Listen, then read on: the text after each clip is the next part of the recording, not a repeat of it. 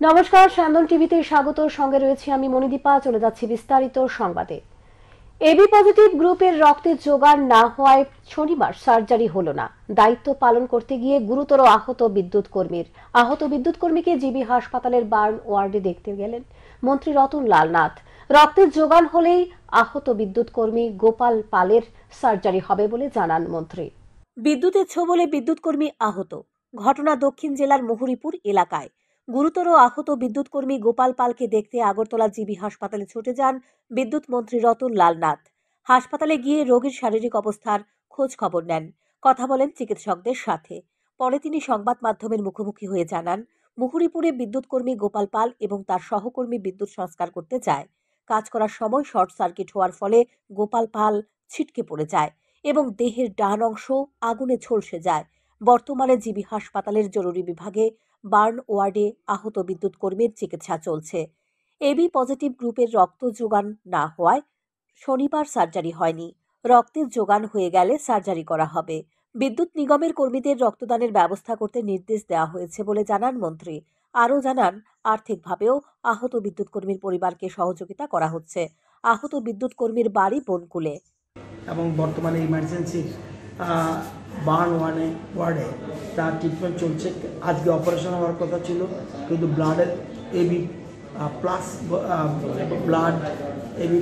এরকম পাওয়া যাচ্ছে না। তো আমরা একটা ইউনিট আমরা জোগাড় করেছি, আরও 2-3টে ইউনিটের লাগবে। আমরা পাওয়ার দপ্তরে যারা লোক আছে বা অন্যরা যারা বিভিন্ন রকম সমাজসেবী সংগঠন আছে তাদের কাছেও খবর দিয়েছি, যে কোনোভাবেও আমাদের এই ব্যাপারে যেন সাহায্যের হাত বাড়ায়। বর্তমানে মৃত্যুর সাথে পাঞ্জা লড়ছে বিদ্যুৎ কর্মী। স্যান্দন টিভি। প্রকৃত কংগ্রেস কর্মীদের মূল্যায়ন হয়নি দলে। বর্মন গ্রুপ আজ রাজ্যে কংগ্রেস পরিচালনা করছে, তাদের সঠিক সময়ে সঠিক জবাব দেওয়া হবে, এই হুঁশিয়ারি দিলেন বীরজিৎ সিনহার শিষ্য সম্রাট রায়। কংগ্রেস ছাড়লেন প্রাক্তন প্রদেশ কংগ্রেস সভাপতি বীরজিৎ সিনহার শিষ্য সম্রাট রায়। বিধায়ক সুদীপ রায় বর্মন এবং প্রাক্তন বিধায়ক আশিস কুমার সাহা ভারতীয় জনতা পার্টি ছেড়ে দলে আবার ফেরার পর থেকেই কংগ্রেসে আবারও গোষ্ঠী কোন্দল শুরু হয়। দিল্লির হাইকমান্ড যখন প্রদেশ কংগ্রেস সভাপতি পদ থেকে বীরজিৎ সিনহাকে সরিয়ে সভাপতি করেছেন, আশিস কুমার সাহাকে দায়িত্ব দেন, তখন থেকেই দলীয় কাজকর্ম থেকে পুরোপুরিভাবে হাত গুটিয়ে নেন বীরজিৎ সিনহা।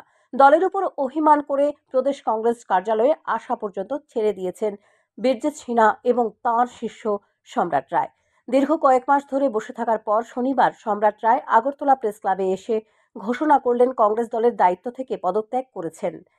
সাংবাদিক সম্মেলনে তিনি জানান, 2016 সালে বর্তমান মন্ত্রী সুশান্ত চৌধুরী এবং ভিকি প্রসাদ কংগ্রেস থেকে চলে যাওয়ার পর ছাত্রছাত্রীদের স্বার্থে তিনি এবং তার সঙ্গে থাকা কর্মী সমর্থকরা দায়িত্ব পালন করেছে। ধর্মনগর সাবরুম পর্যন্ত সরকারের বিরুদ্ধে আন্দোলন করে সমস্যার সমাধান করেছেন। কিন্তু এখন দলের মধ্যে চলছে শুধু রাজনীতি। দিল্লি থেকে কংগ্রেস নেতৃত্ব রাজ্যে আসছে অর্থ কামাই করার জন্য, যার ফলে প্রকৃত কংগ্রেস কর্মীদের মূল্যায়ন হয়নি দলে। বর্মন গ্রুপ আজ রাজ্যে কংগ্রেস পরিচালনা করছে। তারাই একসময় বলেছিলেন সোনিয়া গান্ধীর মুর্দাবাদ। তাই দলের সদস্য পদ থেকে পদত্যাগ করে হুঁশিয়ার দিলেন বর্মন গ্রুপকে সঠিক সময়ে সঠিক জবাব দেওয়া হবে। তিনি আরও বলেন, আগামী দিনে যা হবে ভালোই হবে, তবে সব রাজনৈতিক দলের সাথে আলোচনা চলছে বলে জানান তিনি। এবং আমরা এই লড়াই, আপনারা তো দেখেছেন, আপনারাও মিডিয়ারা ছিলেন, রাজ্যের মেহনতি মানুষ সবাই জানে যে আমরা প্রত্যেকটা ডিমান্ড আমরা সাকসেস করছি। গভর্নমেন্টকে চাপ সৃষ্টি করতে, গভর্নমেন্টের সাথে কথা বলেও আমরা প্রত্যেকটা জায়গায় আমরা সমস্যার সমাধান আমরা করতে পারি। কিন্তু আমরা যেই দলটা থেকে আমরা করেছি, সেই দলের মধ্যে যেই রকম ভাবে একটা গ্রুপ রাজ্যের মধ্যে যারাই কংগ্রেস ভবনটাকে ব্যাংকে চোরমার করে সোনিয়া গান্ধী, রাহুল গান্ধীকে কংগ্রেস ভবনে জুতা পিটাই করলো, আজকে তারাই কংগ্রেস চালাচ্ছে। তার মানে কি? এবং দিল্লি যারা ইনচার্জ এখানে আসে শুধু ইনকাম করার জন্য, আর কিছু না। তবে রাজনৈতিক মহলের ধারণা, শাসক শিবিরের সাথে কাঁধে কাঁধ মিলাতে পারে গুরু শিষ্য। এমনকি শিষ্যকে প্রথমে পদ্ম শিবিরে পাঠিয়ে নিজের ওজন পরীক্ষা করতে পারেন বীরজিৎ। হয়তো এর জন্য গুরু শিষ্যের এই কৌশল। স্যান্দন টিভি। রাজ্যে এলেন বলিউড গায়িকা আকৃতি কাক্কর। ফটিকরায় স্কুল মাঠে আয়োজিত মিলন মেলা গানের অনুষ্ঠানের অংশ নেবেন তিনি। শনিবার এমবিবি বিমানবন্দরে এসে তিনি ধন্যবাদ জানান উদ্যোক্তাদের। তিনি বলেন, ত্রিপুরা রাজ্যে গানের পারফর্মের অংশ নিতে এসেছেন। তিনি অত্যন্ত আনন্দিত ও আগ্রহী বলে জানান। উল্লেখ্য, সম্প্রতি ফটিকরা স্কুলের মেলার আয়োজন নিয়ে এলাকার বিধায়ক তথা মন্ত্রী সুধাংশু দাসের বিরুদ্ধে আঙুল তুলেছেন বাম ছাত্র সংগঠন এসএফআই এবং টিএসইউ।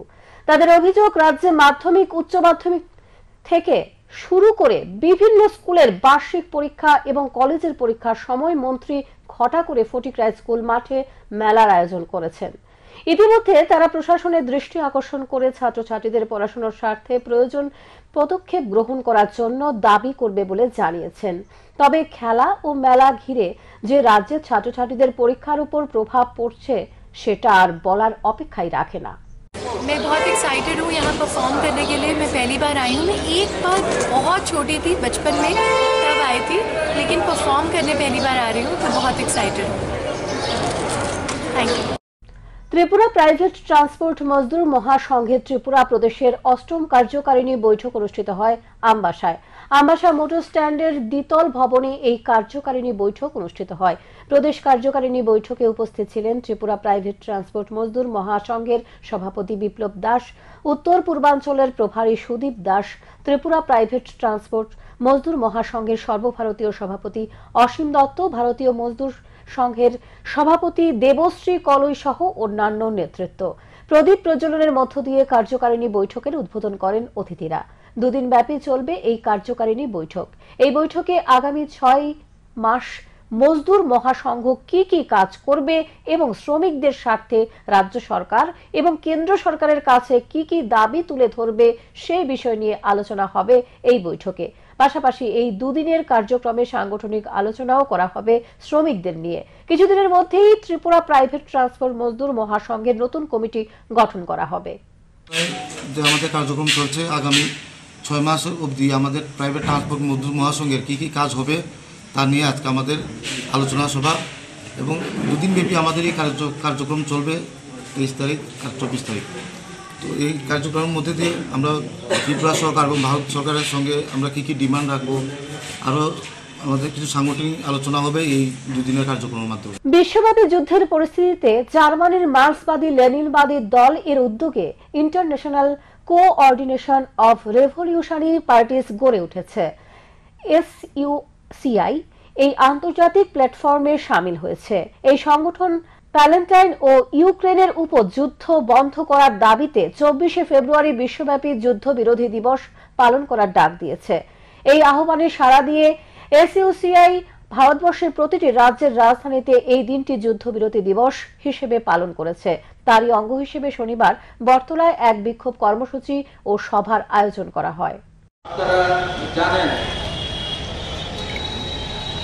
1971 সালে সোভিয়েত ইউনিয়নের পতনের পর বিশ্ব সাম্যবাদী শিবির শেষ হয়ে যায়।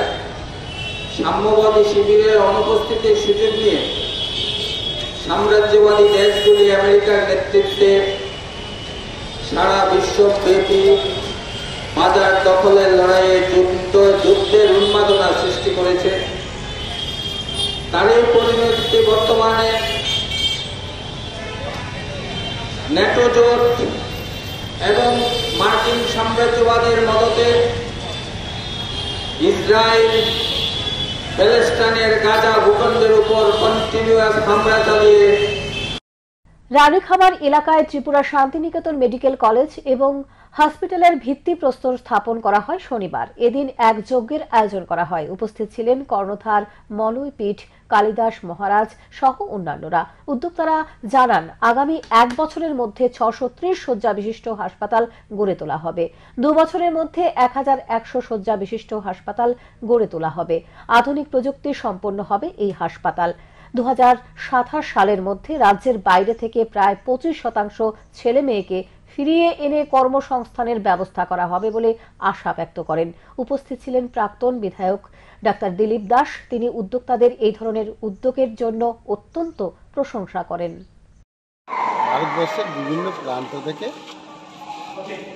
মেডিকেল ফিল্ডের বিভিন্ন ব্যক্তিত্ব এসছেন এবং আমাদের সঙ্গে গুরুজি এসছেন তেনার শিষ্যদের নিয়ে 2024-25 শিক্ষাবর্ষে আমরা মেডিকেল কলেজ শুরু করতে চাইছি। আইনি প্রসেস আছে, সেগুলো চলছে। পরিকাঠামোর প্রসেস আছে, সেগুলো চলছে।